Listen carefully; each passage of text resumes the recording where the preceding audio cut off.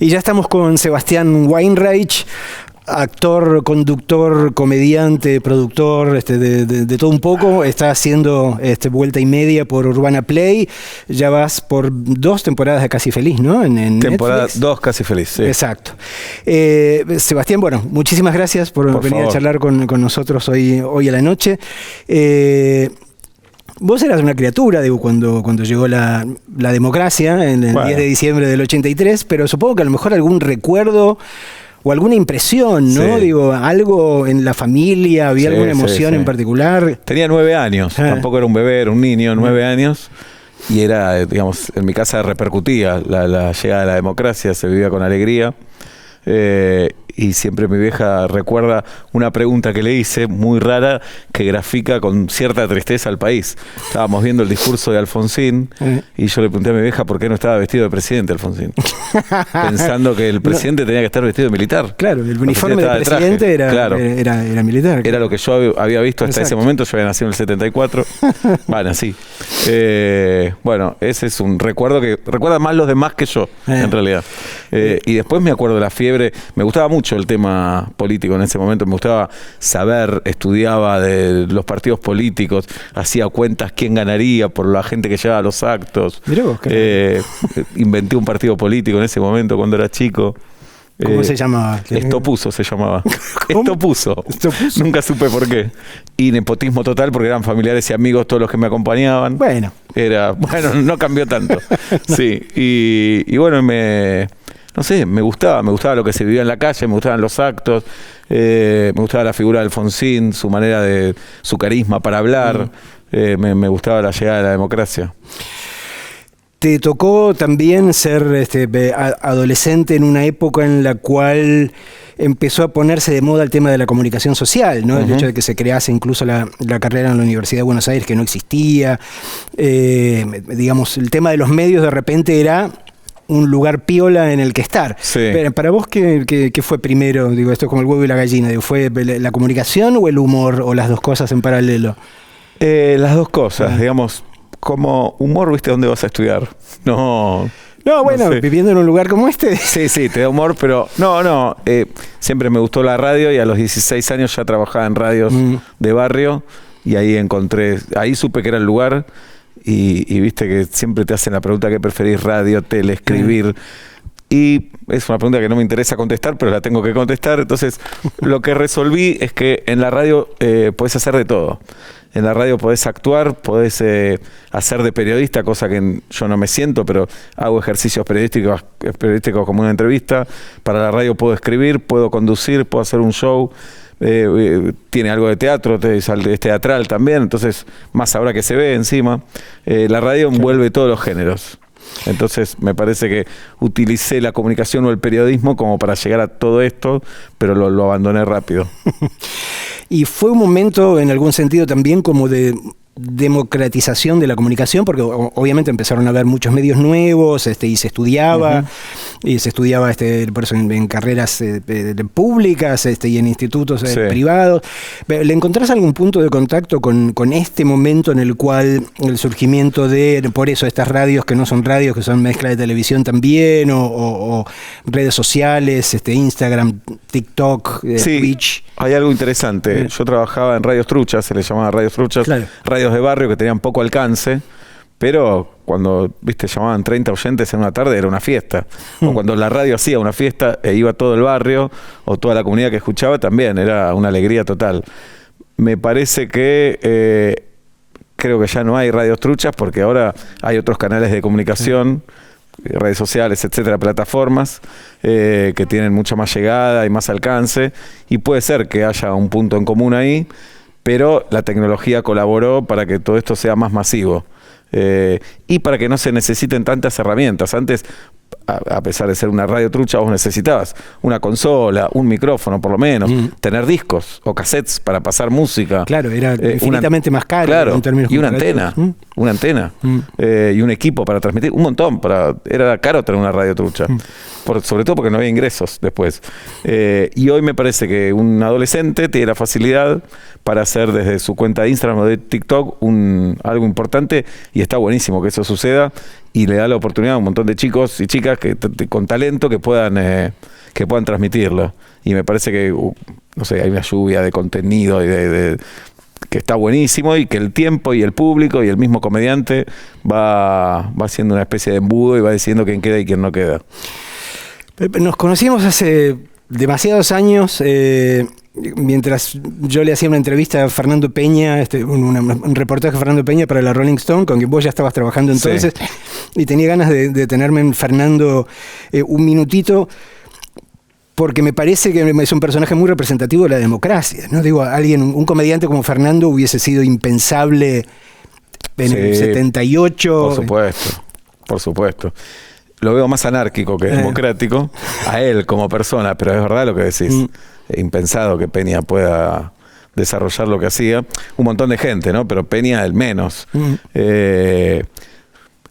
Sí, estoy pensando, como puede haber una cosa acá de decir, bueno, agradecidos con la democracia, por supuesto, pero no tiene que haber una cosa culposa y ahí como decir, bueno, como medio solemne. Me parece que Fernando lo que hacía era disfrutar de la democracia y de la libertad para hacer lo que le gustaba hacer y lo que le salía a hacer, que era fenomenal y que en radio era extraordinario, fuera de lo común. Pero sí, está bueno eso. No, la usaba, digamos, era democracia en acción. Punta, la usaba, le sacaba todo el juego posible. Sí. Pero por eso uno tiende a preguntarse, ¿no? Digo, ¿qué haría Fernando ahora? ¿Sería posible un grado de anarquía como el de Fernando en un contexto que de repente se vuelve tan conservador y tan reaccionario y empieza a pesar la incorrección política? Sí, y todo esto? No está bien hablar de alguien que no está y suponer, pero lo vamos a hacer. Yo creo, mi apuesta es que hubiera sido cancelado 1000 veces y hubiera vuelto 1000 veces. Cancelado por todos los grupos que te imagines y hubiera vuelto 1000 veces. Lo que pasa es que era demasiado bueno, era incancelable en ese sentido. No era bueno, pero le gustaba provocar también, era provocador, con su discurso y con su talento también. Entonces me imagino eso.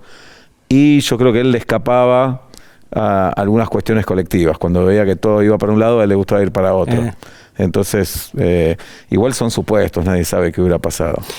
En general, ahora en materia de comediantes o de comedia se tiende mucho a pensar en el formato del stand-up, claramente importado a los Estados Unidos, pero había una larga tradición incluso acá en este país que se llamaba de otra manera, ¿no? Digo, ya fuese por el lado del café concert, o de Verdaguer. Claro.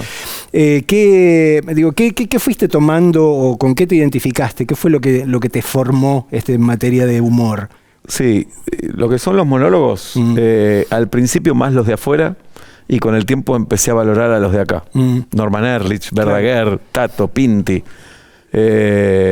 Perciavale, bueno, rioplatense en ese caso.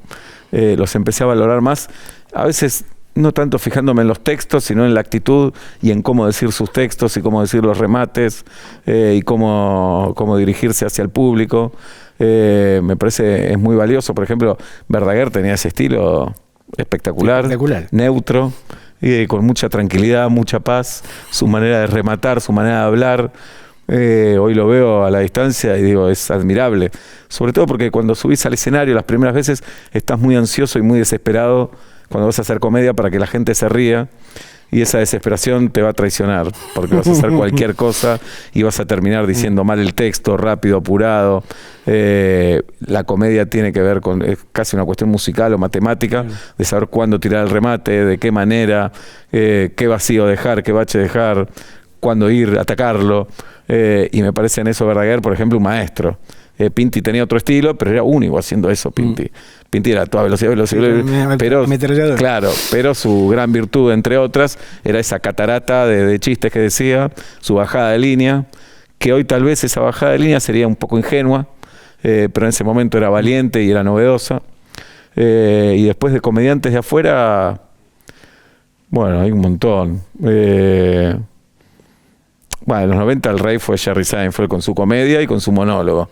Y como el rey de la observación también, ¿no? La observación de las cuestiones cotidianas, de la publicidad, de los vínculos. Y después hay comediantes un poco más pesados a la hora de cuestiones sociales. Bill Hicks, por ejemplo. George Carlin. George Carlin era tremendo, que se metía con la política, con la religión, con los Estados Unidos. Con la ecología. Con la ecología también. No sé qué discurso tendría hoy. Pero sí, por suerte. Lo que pasa que todos esos comediantes, a mí me llegaron en los 90 porque no había YouTube para buscarlos. No, por eso. Llegaba a través del canal de Sony, o sea, los primeros canales de cable. Claro. Pero había que encontrarlo en el horario y poner el VHS para grabarlo. Hoy los encontrás a todos. Sebastián, ¿podés identificar o has identificado como momentos de humor en estas últimas décadas? Digo, como que había cosas o que estaban de moda o que eran permitidas y que después cambian. ¿Cómo es ahora? Está buena la pregunta, déjame pensar un poco. Siempre está el discurso en la tele abierta, no hay más humor, es verdad.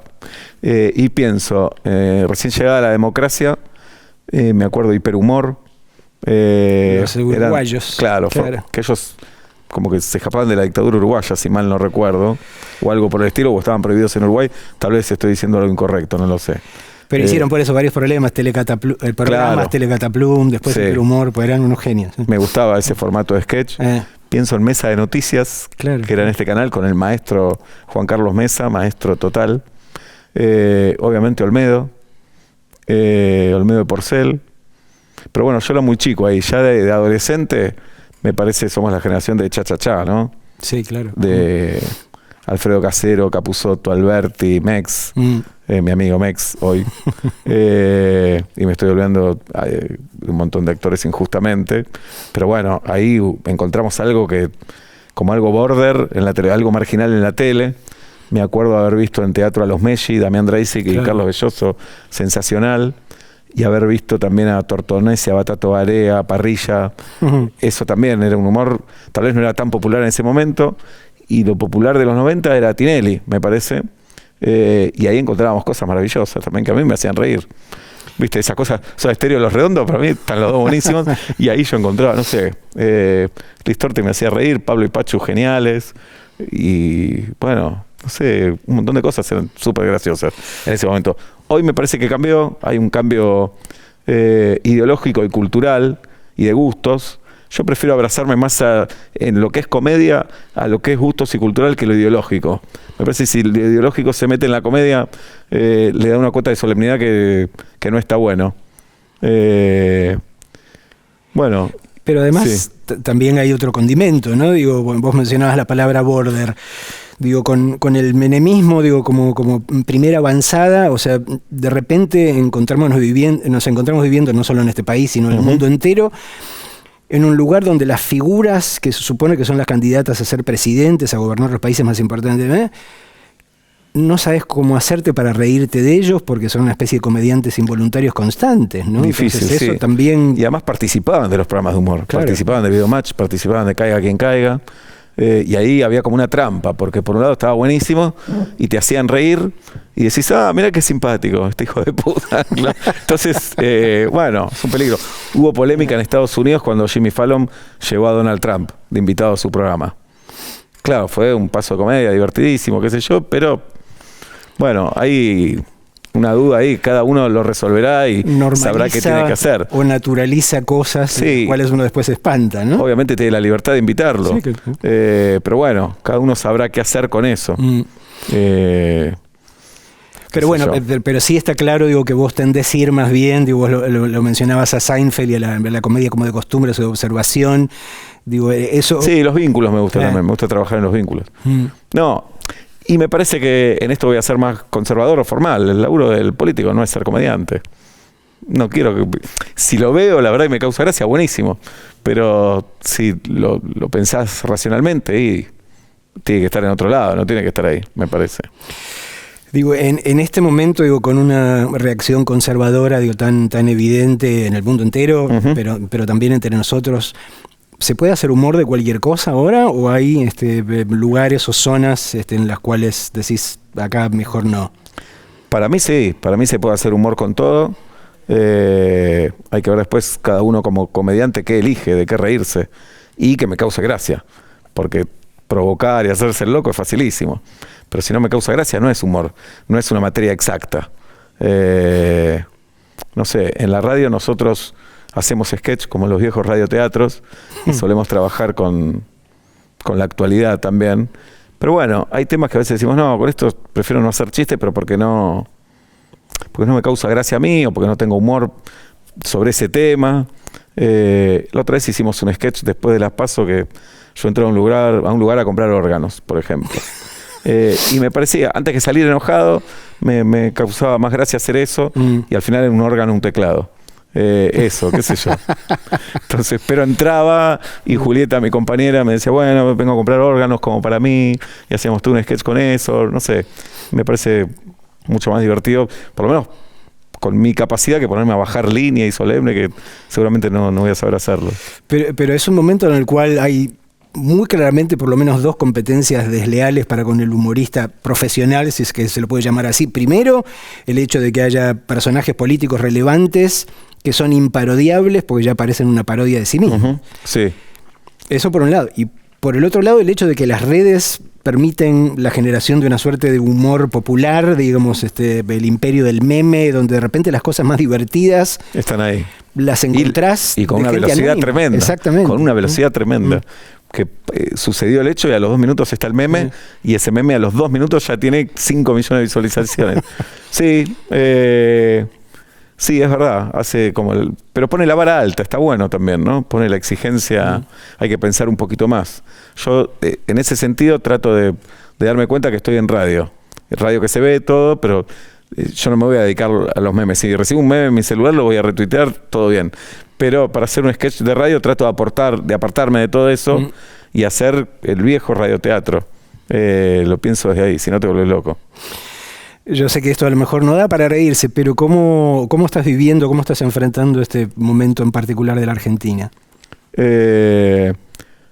Con mucha incertidumbre. Sobre todo un gran signo de pregunta. Un gran signo de pregunta. Con la idea de que las PASO me parece no sirven para nada. Porque dejan a los gobiernos mal heridos y que eso perjudica al país en realidad. Y no tengo demasiada expectativa y esperanza con las próximas elecciones. Eso. Bueno, en esta nota seria te digo muchas gracias. Celebro los 40 años de democracia, por supuesto. Amo la democracia y la disfruto. Pero que vengan muchos más, obviamente. Por supuesto. Muchísimas gracias, Sebastián. Por favor, gracias a vos.